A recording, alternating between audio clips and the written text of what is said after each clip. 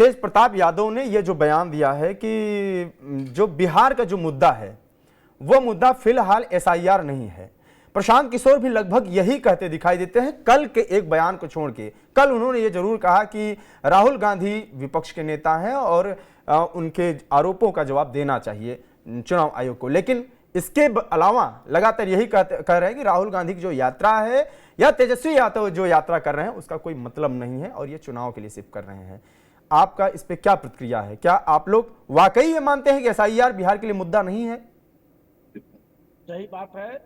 ये बिहार का तो असल मुद्दा है। बिहार से पलायन कैसे रुके, बिहार में बेरोजगार को रोजगार कैसे मिले, बिहार में मुफलिसी और गरीबी के जो शिकार लोग हैं उनका कल्याण कैसे हो, ये मुद्दा है। इन मुद्दों को छोड़कर राजद को तो और कांग्रेस को तो कोई मुद्दा मिला ही नहीं। खास करके बिहार में राहुल गांधी तो बेकार भटक रहे हैं। बिहार में तो उनको बिहारियों से वोट मांगने का कोई अधिकार भी नहीं है। इसलिए नहीं है कि उनके मुख्यमंत्री रेवंत रेड्डी ने पिछले ही साल मुख्यमंत्री बनते ही ये बयान दिया था कि बिहारियों के डीएनए ही खराब है, उसका डीएनए में ही मजदूरी करने की बात है। तो जिसका मुख्यमंत्री इस तरह से बोले और राहुल गांधी उस पर कोई प्रतिक्रिया न दे, कोई जवाब न दे, कांग्रेस पार्टी उस पर कोई एक्शन न ले, तो उसको बिहारियों से वोट मांगने का कोई अधिकार नहीं है। रही बात एसआईआर, एसआईआर की अपनी एक सीमा है, वो काम अपना कर रहा है। निर्वाचन आयोग उसको देख रहा है। जो गड़बड़ी अगर निर्वाचन आयोग करेंगे, उनके मन में अगर कोई दूषित भाव होगा तो हम उसकी आलोचना करते हैं, उसकी शिकायत करते हैं। लेकिन इसको मुद्दा बना करके राहुल गांधी, तेजस्वी यादव जिस तरह से समाज में गुमराही पैदा कर रहे हैं, इससे उनको कोई लाभ नहीं मिलने वाला। रही बात तेज प्रताप यादव जी के राजनीतिक महत्वाकांक्षा की, तो दरअसल लालू यादव के खानदान में सबसे बड़े वही हैं, इसलिए असली उत्तराधिकारी वही है। उनको छांटा गया है, उनकी उपेक्षा की गई है और तेजस्वी को जबरन राज सिंहासन देने की लालू यादव की जो मंशा है, राबड़ी देवी जी की जो मंशा है, ये आलोचनीय है, क्योंकि उसने अपने परिवार में ही विभेद किया है। अब ये नई पार्टी बना रहे हैं तो तेजस्वी यादव वैसे भी दिवा स्वप्न देख रहे हैं। बिहार के मुख्यमंत्री तो वो होने नहीं जा रहे हैं।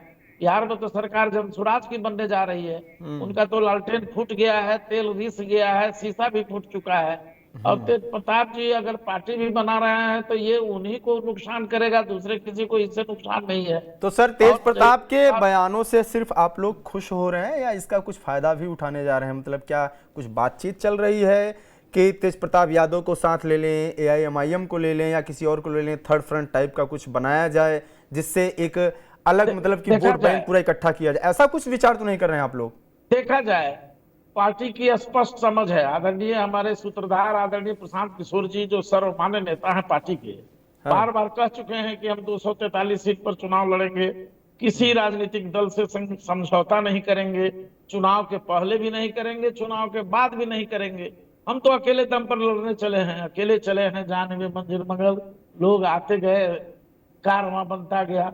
हम तो जनसुराज भारतीय जनता पार्टी के भी उतना ही जबरदस्त मुखालिफ हैं जितना महागठबंधन के भ्रष्टाचार से। दोनों भ्रष्टाचारी से बिहार की जनता त्रस्त है। इसलिए बिहार की जनता आदरणीय प्रशांत किशोर जी की रैलियों में, उनकी सभाओं में, उनके बदलाव अभियान में बढ़ चढ़ करके जात पात धर्म मजहब सबसे दूर हटके वो शामिल हो रहे हैं। अगर तेज प्रताप जी हमारे यहाँ शामिल होने की बात करेंगे तो ये तो विचारणीय विषय होगा, इस पर हम लोग विचार करेंगे। लेकिन गठबंधन का विचार न तो था, न है और न रहेगा।